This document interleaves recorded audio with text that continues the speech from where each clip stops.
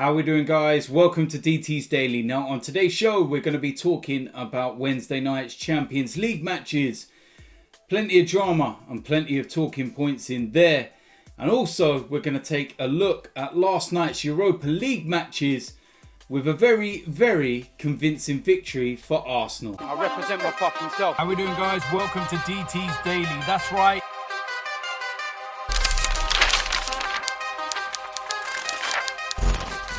So the first place we're going to start is Wednesday night's Champions League matches. And like I said, plenty of drama, plenty of goals and plenty of talking point.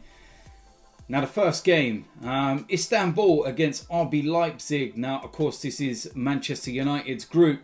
And RB Leipzig run out 4-3 winners. And there's a lot of significance in that result. And it was actually a 92nd minute winner for Leipzig. What a brilliant game this was. And Leipzig are normally so good in defence with the likes of Konate, with the likes of Upamecano. They're normally really, really good in that department, but they seem to be shipping some goals. But the reason why that has significance is because Manchester United lost at home to PSG 3-1. And the final game of the group in the Champions League is Manchester United having to travel to Leipzig. And if they lose that game, then it looks like they're going to drop down into the Europa League. A victory will guarantee them to the knockout rounds, but they are doing it the hard way if they are going to do it. And like I said, they lost their game 3-1 to Paris Saint-Germain. And so many talking points in this game. Neymar with a couple of goals in this. Marcus Rashford for Manchester United. Martial missed an absolute sitter. Just about 47 minutes of the game gone. 1-1. Huge miss. Huge miss. But that is not the main talking point of the game, because after around about 20 minutes, there was an incident involving Fred. Now, once you watch the replays, you can clearly see that he's gone to headbutt the PSG player. He's leaned his head into him. The best way of describing this is that it was very similar to Nicola Pepe's one at Leeds United a few weeks ago. If anything, this was actually worse. VAR clearly saw it, told the referee what had happened.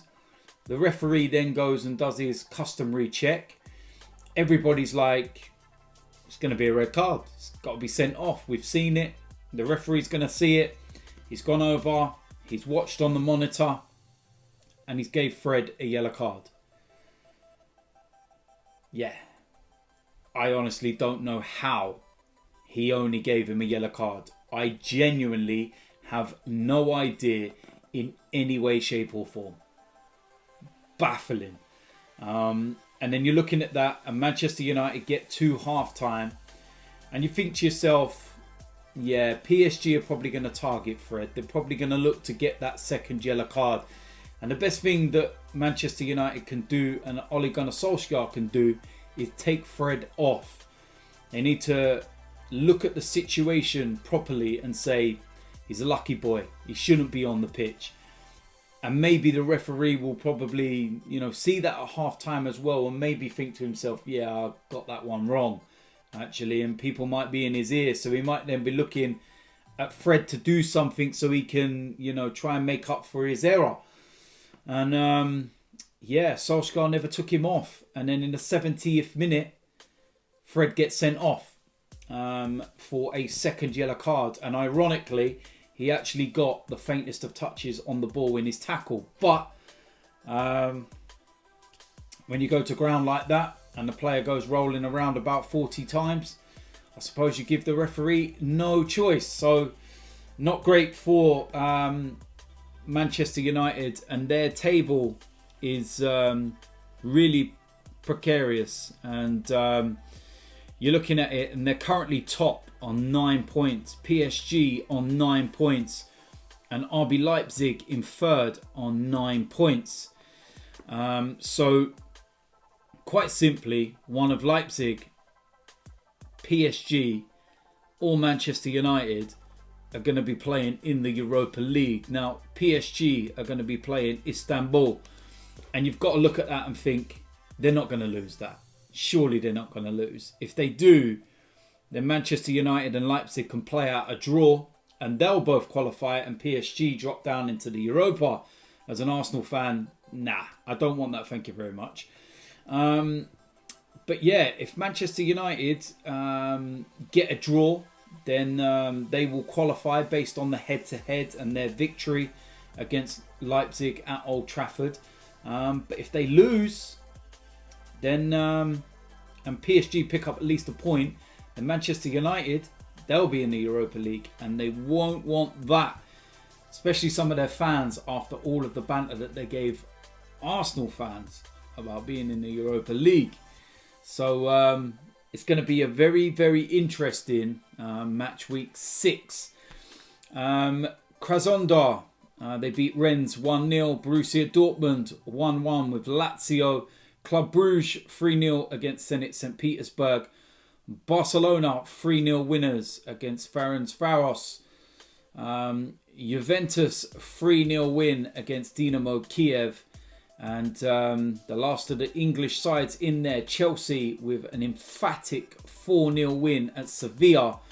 And Olivier Giroud scoring all 4 goals. And I believe that he was actually the oldest player to score a Champions League hat-trick. That's very impressive. Just a shame you couldn't score a hat-trick when we played Monaco that season and you ballooned every single shot over the bar. But I'm not one to hold grudges. So, yeah, well done to Olivier Giroud. 4 goals for him. And Chelsea have safely made their way through to the knockout rounds. So, yeah, congratulations to them. Now, moving on to last night's game in the real European competition. It's the Europa League. Now, all of you watching, I know what you're waiting for. You are waiting for me to try and pronounce some of these teams' names. Yeah, cheers for that. Ghent lost 2-1 to Slovan Liberec. AC Milan beat Celtic 4-2. Celtic were actually winning 2-0 in this game. And they are done and dusted. Bottom of their group. Their European adventures are over. And it's not great times at the moment for Celtic. AEK Athens, they lost at home 4-2 to Braga. Antwerp beat Ludogorets 3-1. CSKA Moscow lost 1-0 at home to RZ Pellets. Really? Hoffenheim drew 0-0 away from home. Leicester, they lost away, and that was a big opportunity, for them to win their group. And they lost to FC Zoya Luhansk, I believe that is. Great. Feyenoord lost at home to Dinamo Zagreb 2-0. Lille won 2-1 against Sparta Prague. Karabag 1-1 against Maccabi Tel Aviv. Sivasspor 0, Villarreal 1, AZ Alkmaar 1, Napoli 1. Benfica 4, Lex Poznan 0.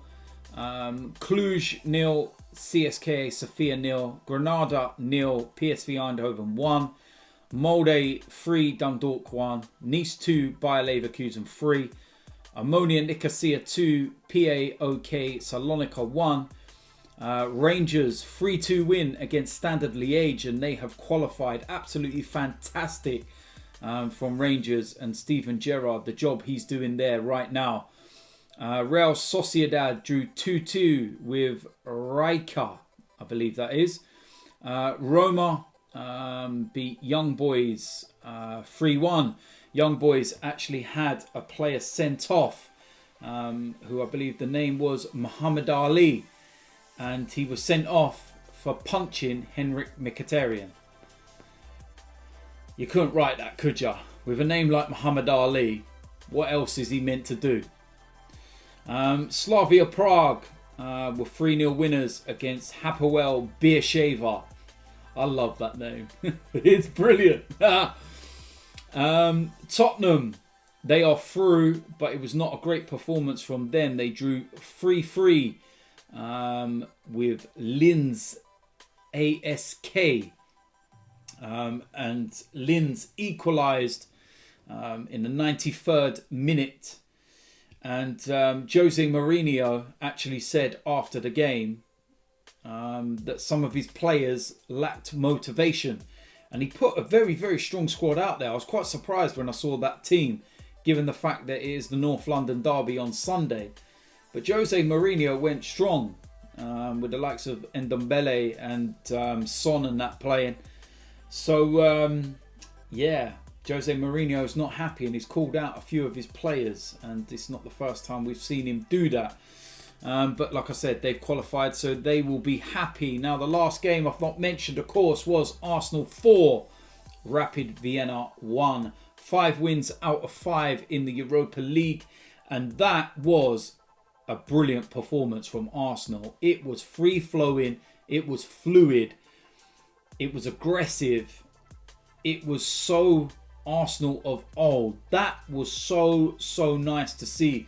And I know people will be jumping in the comment section and saying it's the Europa League, it's, you know, Tim Pot, it's this, that, the other, the teams are awful, etc, etc. Well, you can say that, but you've got to beat what's in front of you. Arsenal have won 5 games out of 5. If it's so easy to do that in the Europa League, why have Leicester not won 5 games out of 5? Why have Tottenham not won 5 games out of 5? Remember, Spurs just drew and they've also lost in the Europa League.